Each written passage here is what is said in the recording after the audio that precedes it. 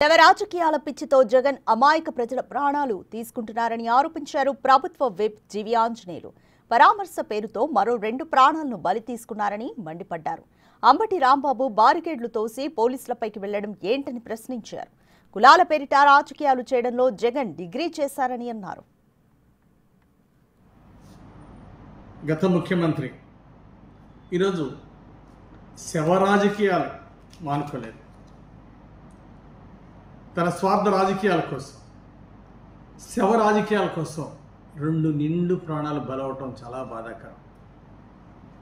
నీ కాన్వాయ్లో ఒక వెహికల్, నీ కార్యకర్త, వైసీపీ కార్యకర్త సింగన్ అనే కార్యకర్తని ఢీకొంటే కనీసం హాస్పిటల్లో కూడా చేర్చకుండా ఒక కుక్క కంటే హీనంగా లాగి అవతల పడేసి వెళ్ళారంటే, మీ నెగ్లిజెన్స్ వల్ల ఒక ప్రాణం బలైపోయిందంటే ఇది ఎంత బాధాకరం. ఎప్పుడో కంటి ముందు యాక్సిడెంట్ అయినటువంటి సింగన్నని హాస్పిటల్లో చేర్చకుండా, ప్రాణాలు కాపాడకుండా గాలికి వదిలేసి మీరు వెళ్ళి సంవత్సరం క్రితం చనిపోయిన కార్యకర్తని పరామర్శిస్తామంటూ వెళ్తాం ఎంతవరకు సమంజసం?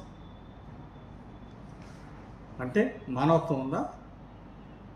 సింగన్ని యాక్సిడెంట్ అయితే రోడ్డు పక్కన ఇసిరేసి వెళ్ళిపోతారా?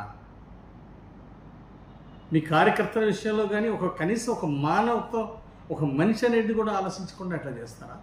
కనీసం జంతువులకి ఇట్లా జరిగినా కానీ ఎవరు కూడా అట్లా వదిలేసి వెళ్ళరు. అలాంటిది ఈరోజు శవ రాజకీయాల్లో పిచ్చి పీక్కి వెళ్ళిపోయింది.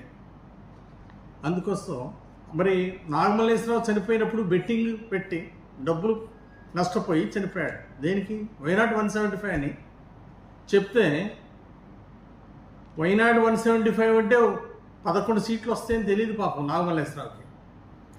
నిన్ను చూసి, నీ మాటలు చూసి మోసపోయి బెట్టింగులు పెట్టి నష్టపోయాడు నాగమల్లేశ్వరరావు. మరి ఆ రోజు ఆయన చనిపోయినప్పుడు మీరు ఆపద్ధర్మ ముఖ్యమంత్రిగా ఉన్నారు. ఆ రోజు ఎందుకు పోలేదు? ఎందుకు పరామర్శించలేదు? ఆ రోజు 365 రోజుల తర్వాత ఇప్పుడు గుర్తొచ్చిందా?